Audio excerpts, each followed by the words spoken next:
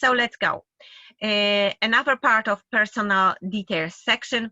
Again, I'm not going to go through every single one because we would need a week or so, many hours certainly. I'm just going to highlight to you what is included here. And as I'm saying, every scenario may be different. So this is a simple example just to show you the mechanism and the way it works, but your case may be different. So these are particular, if you were, there are some company directors present here on the masterclass. So if you were a company director, you would tick this box.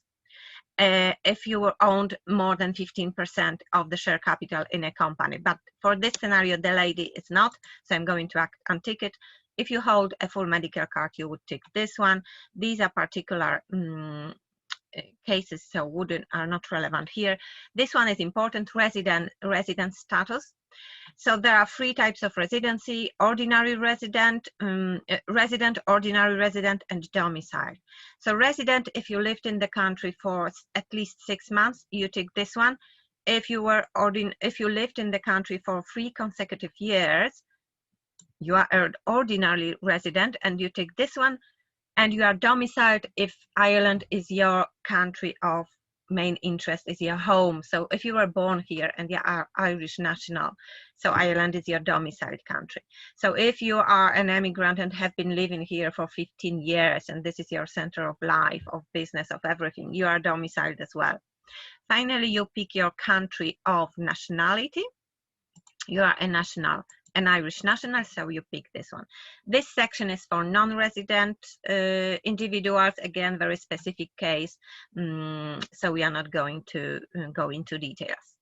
So if you have, that's really a very rare scenario, expression of doubt. So if you are in doubt of any sections of your return, you can put your comments here. So let's move on to the next screen. The next one is self-employment income. This is a very important section for all sole traders or self-employed people. And I'm going to show you which fields are the most important ones, which should be filled in, and for this particular example. So Kate is a career coach, so we have to put the description of her profession in here. Her trade does not relate to relevant contract tax. This is for building contractors, so it doesn't relate to her. Then the next section, profit accessible for 2019. This is where you input your final net profit figure. So your trading accounts are done, correct, and approved, and the final bottom line net profit is 20,000. This is where you put it, and you have to enter it again in this field. Next, we have to, this will relate to capital allowances. Capital allowances are when you when your business has fixed assets like premises, like cars, like buildings. So this is what you would fill in. In this case, Kate doesn't have any. If you had any trading losses, not profits, losses, you would enter some more information in here. In relation, if you want to offset the loss against other profits, you would enter it, the amount here.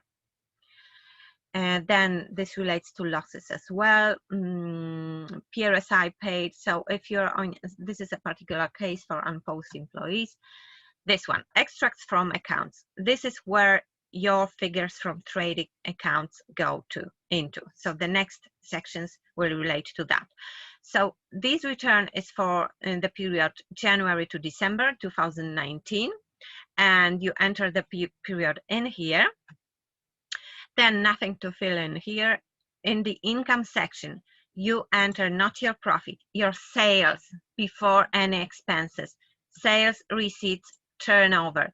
So how much did you sell to your clients? So Kate sold, she's a career coach, so her receipts from consultations amounted to 40,000 during the year. So this is where the figure goes. She didn't have any grants from government. She didn't have any other trading income, so 0 in here. Then expenses go in this case, in this section.